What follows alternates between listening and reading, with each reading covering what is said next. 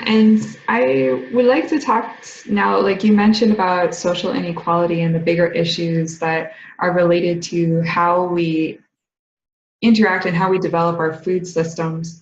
And I wonder if you could talk a bit more about that, like how uh, our food systems are set up. How do they touch on bigger issues? Like, I mean, we could talk about world poverty or world hunger or other issues like that. Um, well, I think so. Food issues, I think, are very popular these days, and with good reason. A lot of whether people, environmental organizations, or whether people are local food activists, whatever. A lot of people have sort of converged onto that, often from other maybe areas of activism. So maybe social justice organizations have come to focus more on food and so on. And so in some ways, I think it's kind of obvious that this is very central, whether we're thinking about public health, like, in the US, we have so many problems that I think could very easily be addressed through access to better food, obesity, diabetes, et cetera. Like, these are things that really have to do directly with what people are eating. And I think in more, for me personally, as my background is in psychology, what I started being very interested in at some point was the relationship between nutrition and mental health. And so you really see like all these ways that what people are eating, how they're growing, all these things are very central to a myriad of issues. But fundamentally, I think it goes beyond just thinking about food. I mean, when we speak about food systems, we're really, and reclaiming our food systems, one of the important ideas in there is reclaiming the basis really of autonomy. And so that's land and seeds and water. And so speaking about food systems is really, I guess, an indirect way of speaking about just reclaiming those basics. So there is a focus sort of locally on issues like food, food injustice and so on, but that is linked to broader global issues. And so a lot of like, for example, these past few months, we've been hearing about the migrant caravan. That's one thing that's been very much on the news. That's one thing that for us, ultimately, the response is reclaim our food systems, because we're not really talking about food in a limited manner. We're really talking about reclaiming the basis of wealth and so on. And in Mexico, a lot of people have been really disenfranchised through neoliberal policies, free trade, and that's what has led them to lose their land or not be able to make a living off of their land and being pushed into migration.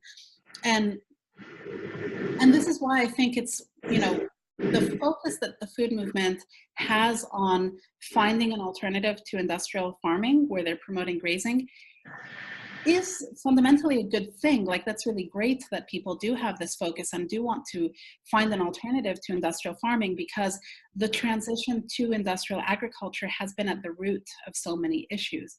And so in the same way that 200 years ago you would read, oh, these people went and stole the land of those people, and then, et cetera, and that was the beginning of them being colonized. These days, the mechanisms through which that's happening, through which people lose their land, through which they lose the means of being, wealthy and, autonomous and these things, is through largely corporate takeover of our food systems. And it is through the push to industrialize agriculture. So people are losing their seeds, for example, and that locks them into debt cycles and so on. And these economic issues are intrinsically linked to environmental issues, because you're locked into debt because you have to buy fertilizer from a seed company, but that's also ruining your land. So we can't really separate these issues. They're all sort of one. Yeah, I'm wondering if we could go a bit more into this, and maybe we could talk specifically about your work with food sovereignty in Mexico, because it is a fascinating subject to see how our food choices have entered into this world of like global corporate food complexes that push people off of their lands and then take away their autonomy, basically, and how they can support themselves and feed their families. And they're pushed, like at this point now, I believe, I was looking at from a well-fed world, we're having populations of people that are being pushed to zones in the world that are affected drastically by climate change. They're moved off of their arable land and pushed to these more vulnerable areas. And then that's going to lead to more people migrating and trying to escape those lives. But if you could tell us a bit more about your work in Mexico and what kind of issues you touched on and how you went about trying to work on getting food sovereignty back. Well, I haven't really done that personally. I've been to Mexico more as a researcher when I was a student, and then later independently, as a researcher on the globalization of dairy consumption.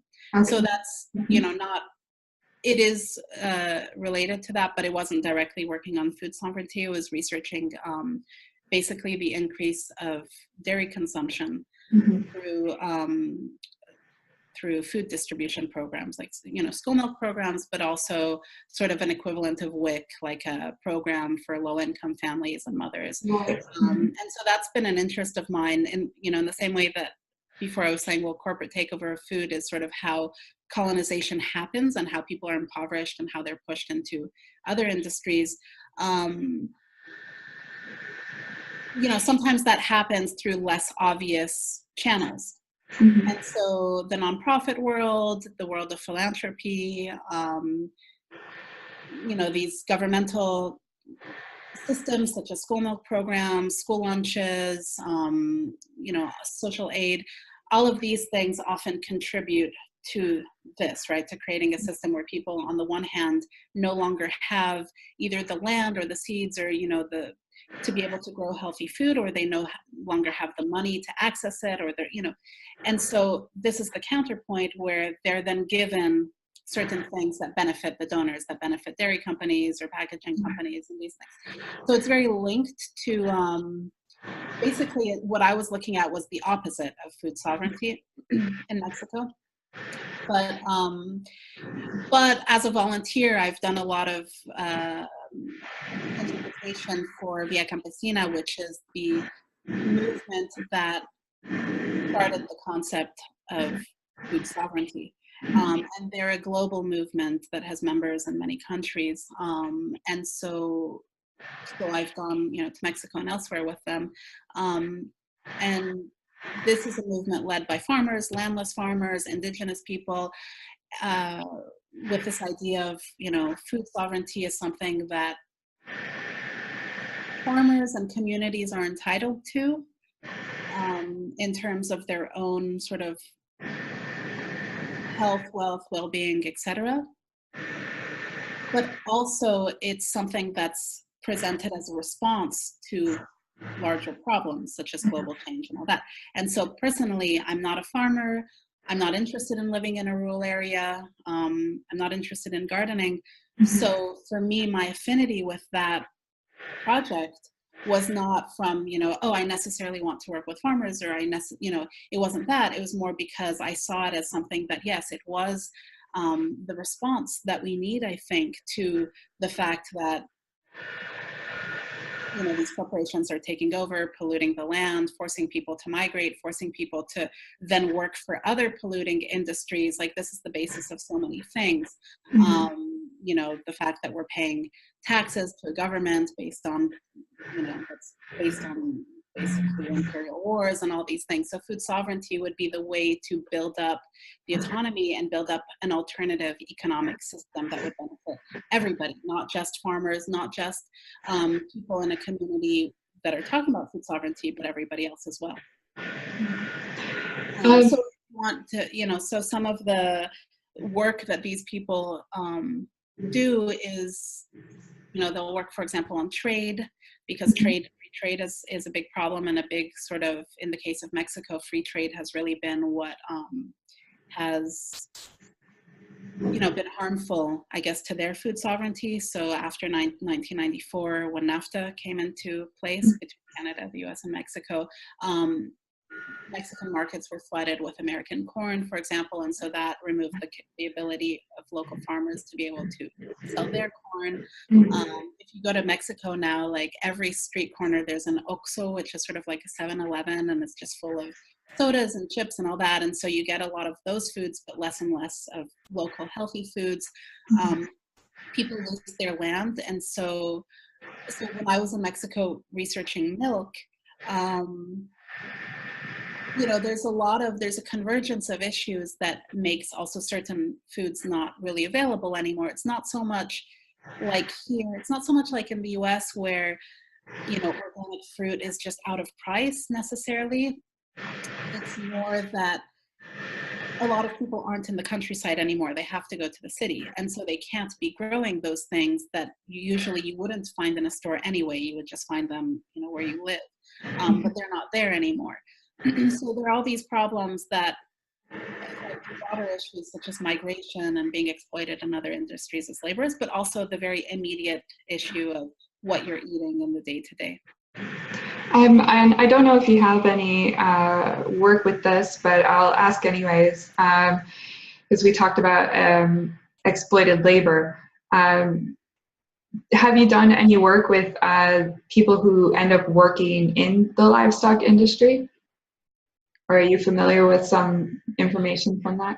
Not so much. I mean, you know, when I was volunteering with Via Campesina, of course, I met many ranchers or many people who, you know, represented like herders, for example, from, you know, from other countries.